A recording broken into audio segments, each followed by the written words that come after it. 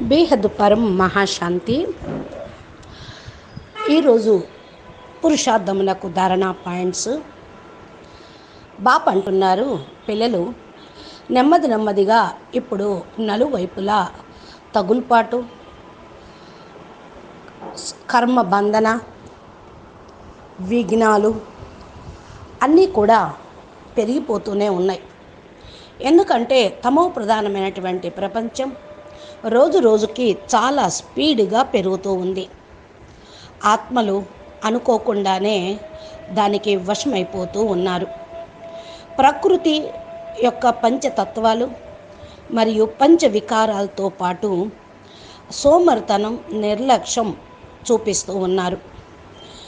Competition ఒక తుఫాన్ లాగా మిమ్మల్ని ముందుకు తీసుకొని వెళ్ళలేకపోవటం కూడా జరుగుతూ ఉంది. ఎవరి యొక్క కబంధ హస్తాల్లో మీరు రాకూడదు, ఎవరికి ఆధీనం కాకూడదు, ప్రభావితం కాకూడదు. భలే లౌకికం కానివ్వండి, అలౌకికంలో వారు కానివ్వండి. ఎందుకంటే బాపు మాటి మాటికి ఇదే చెప్తూ ఉన్నారు, పిల్లలు త్వరగా మీరు పురుషార్థం చేయండి, సమయాన్ని వ్యర్థంగా పోగొట్టుకోవద్దు. పరమాత్మ బాపు సమయానికి ముందే పెళ్ళైన మిమ్మల్ని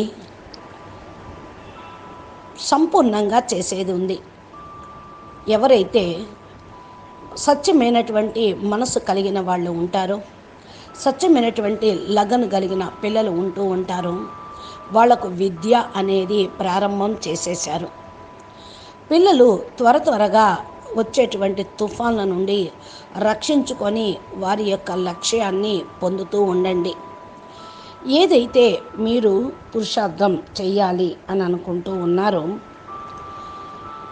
అది ముందుకు వెళ్ళాలి. బాప్ అంటున్నారు, పిల్లలు బాప్ అయితే పిల్లల్ని నయనాల్లో కూర్చోపెట్టుకొని తీసుకొని వెళ్తా అన్నారు. పిల్లల యొక్క నయనాల్లోనే ఉన్నారు, కానీ డ్రామా నియమం అనుసారంగా నడవాల్సి వస్తుంది. మీరు కూడా నడవాల్సి వస్తూ ఉంటుంది. మీరే నడవాలి.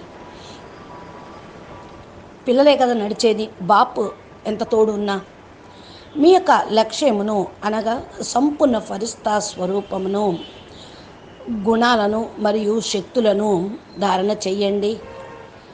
అవే మీకు వస్త్రాలుగాను ఆభరణాలుగాను ఉంటూ ఉంటాయి.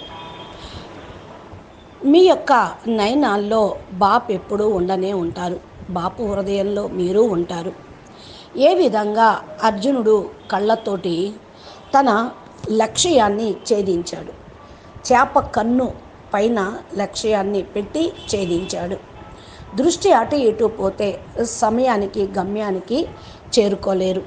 కాబట్టి మీరు హీరో పార్ట్ యొక్క మహత్యాన్ని తెలుసుకొని, పాండవుల యొక్క మహత్యాన్ని తెలుసుకొని, పరమాత్మని యొక్క విలువను తెలుసుకొని త్వరగా వచ్చేటువంటి ప్రాప్తులను స్మృతిలో ఉంచుకొని పురుషార్థం చేయండి.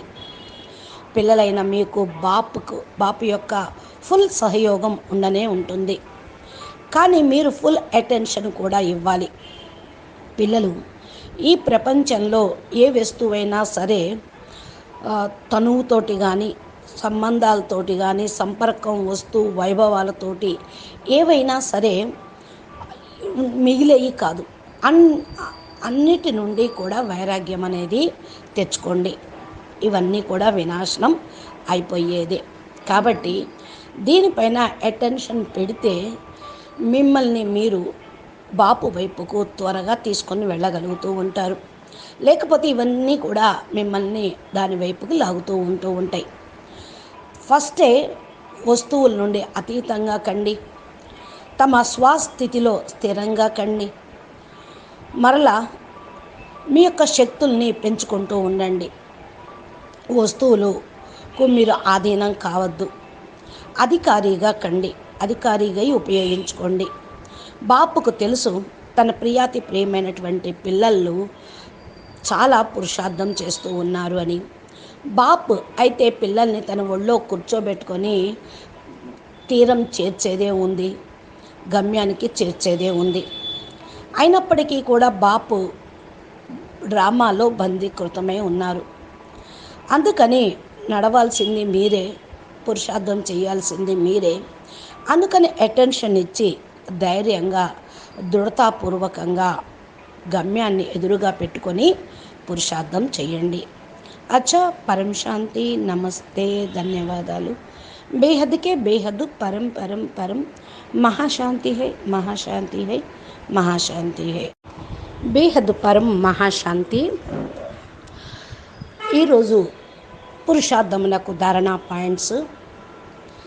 బాప్ అంటున్నారు, పిల్లలు నెమ్మదిగా ఇప్పుడు నలువైపులా తగుల్పాటు,